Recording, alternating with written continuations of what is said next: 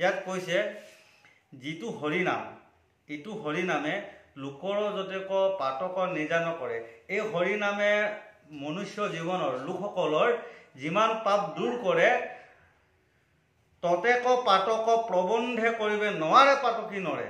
যে এই হৰিনামে যিমান আমাৰ পাপ দূৰ কৰিব, যিমান পাপ দূৰ কৰিব পাৰে, বিভিন্ন ধৰণৰ প্ৰবন্ধ কৰিলে ইমানখিনি পাপ দূৰ কৰিব নোৱাৰে যিমান হৰিনামে আমাৰ পাপ দূৰ কৰিব পাৰে। ব্ৰহ্মচাৰী গৃহচাৰী বনবাসী সন্ন্যাসী যতেক আছে হৰিৰ কীৰ্তন এৰিয়া কেহু নপাৱে পৰম গতি। কিছুমান লোক এনেকুৱা হয় ব্ৰহ্ম ত্যাগ কৰি দিয়ে, ব্ৰহ্ম ত্যাগ কৰে। চাব দেই বাপ সমস্ত তেওঁলোকে অন্ন ত্যাগ কৰি দিয়ে, নাখায় 3 মাহ 4 মাহ 6 বছৰ 7 বছৰ নাখায়, এখন ভৰিতেই থিয় হৈ থাকে। অলৌকিক বৰ্তমানো আমাৰ এতিয়া কুম্ভ মেলা দেখিবলৈ পাব, বিভিন্ন ধৰণৰ অলৌকিক বাবাসকল ওলাব। যে আজি আমি কিছুমান দেখা পাইছোঁ কেঁচাই কেঁচাই ছাগলী, জীয়া ছাগলীৰ মুখেৰে কামুৰি ছাল গুচাই আছে, এনেকুৱা বাবাসকল ওলাই আছে। তো আচৰিত নহয়নে? যি সনাতন সভ্যতাত আমাক কৈছে যে জীৱ বলিদানহে দিবলৈ, জীৱ বলি দিবলৈ মানা কৰিছে।